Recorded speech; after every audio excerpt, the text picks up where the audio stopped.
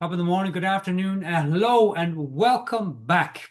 All right, in this video, in this series, we've been talking a lot about working on your business, working in your business, client, social coach versus super coach. I want to talk about one of the biggest things, and I think it's the biggest things that I was challenged with, and I know other coaches are too, is the coaching fee, asking for money for your services. Now, if you're not trained in how to ask for money for your coaching services or for any service, product or service, you're going to stutter. You're not going to feel worthy. You're going to have some lack thinking about the coaching fee. Now, it's really fascinating when you put something that you love, coaching, with something that you have a lot of thinking about, money, and it's usually fearful thinking, and you put those things together. Guess which one normally wins? Yeah, you guessed it, the money, right? Because there's a lot of fear around money. Money for me used to be like oxygen. If I didn't get it, I was going to die. And so I struggled for for the first year of my practice, I didn't even charge for coaching. I was too afraid and I didn't feel worthy. It wasn't until I came to my coach, Steve Chandler, and he said, "What does worthiness have to do with your coaching fee?" And I thought, well, you don't get it, Steve. I don't feel worthy to charge. And he said, "Dermot, worthiness." He said, "Do you feel worthy enough to tell people your email address?" Yeah. "Do you feel worthy enough, Dermot, to tell people your phone number?" Yeah. "Do you feel worthy enough, Dermot, to tell people your address?" Yes. Your coaching fee is your address. It's the number that people punch in to have a conversation with you. It's your telephone number. It's the number that they punch in order to have a conversation with you. Has nothing to do with your worthiness. Now that stuck to me like glue because I realized that I had conflated the coaching fee with my own worthiness. Could you imagine going into a coffee shop and you say to the barista, "Hey, give me a cup of coffee. How much is that?" And he said, "It's free today." And you say, "It's free?"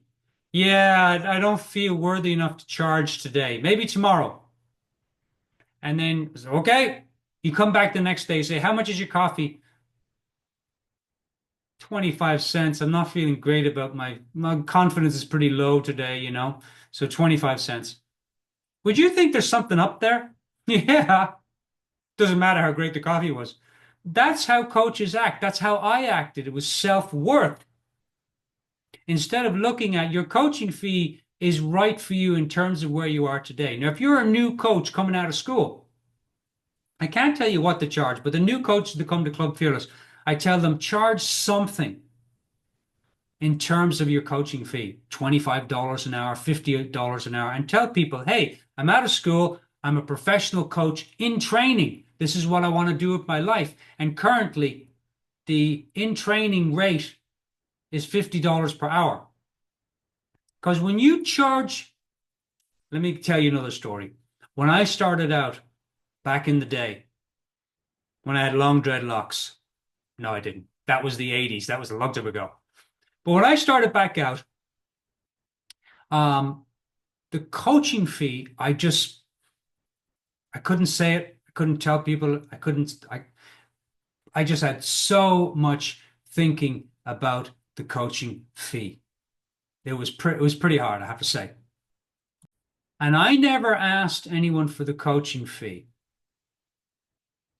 I now if I was doing things differently,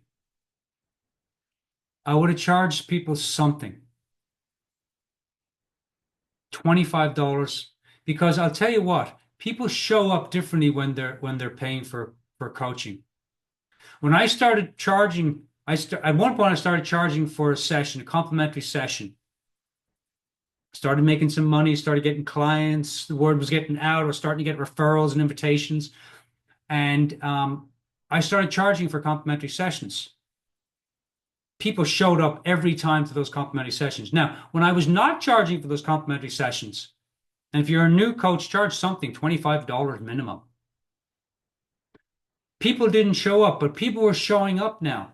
But when I didn't charge, people would say, "Oh, sorry, Dermot, I couldn't make it," or I'm helping you out here. What do you want to talk about?" I'm like, "Well, you're the client. What do you want to talk about?" They say, "Oh, it doesn't matter. Whatever you want to talk about, Dermot, I'm helping you out here."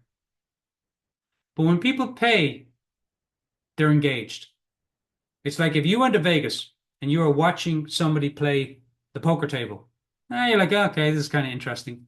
But let's say you're sitting at the poker table and now you've got $1,000 on the table. You're engaged. So money engages people, and that's what we want in our coaching fee. Now, the second thing I want to say, and it's most important, I learned this from my coach. I never practiced my coaching fee. Steve says you don't need more confidence to say your coaching fee, which is what I kept telling him.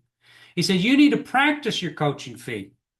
I thought, how am I going to practice my coaching fee, Steve? He said, sit at home and I want you to, because $25 was a big deal for me back then. And I want you to say, I charge $25 for coaching, and look in the mirror and say it out loud all day long. And I did, and I came back and he said, how much do you charge for coaching? I said, $25 per hour.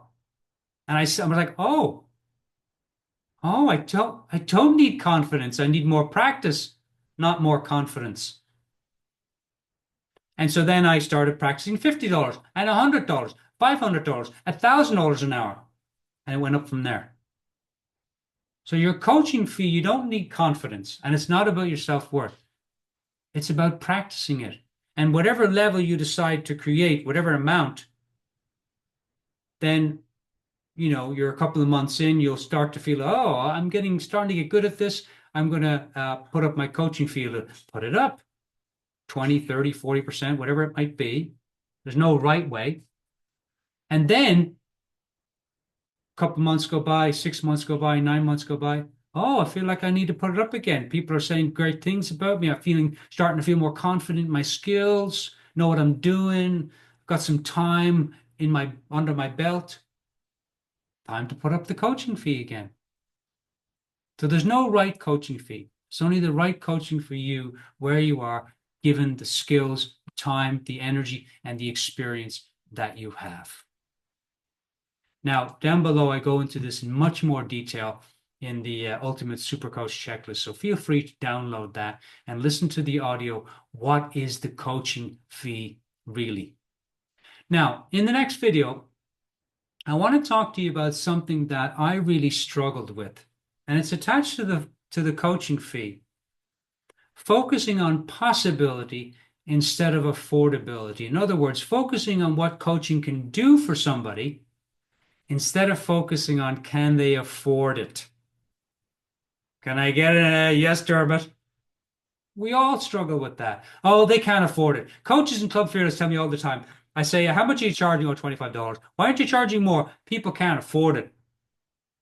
Now, I went on vacation. My client went on vacation one time, and I'd given them a complimentary session, and they called me from vacation, and I said, "Oh, Dermot, I can't afford the coaching."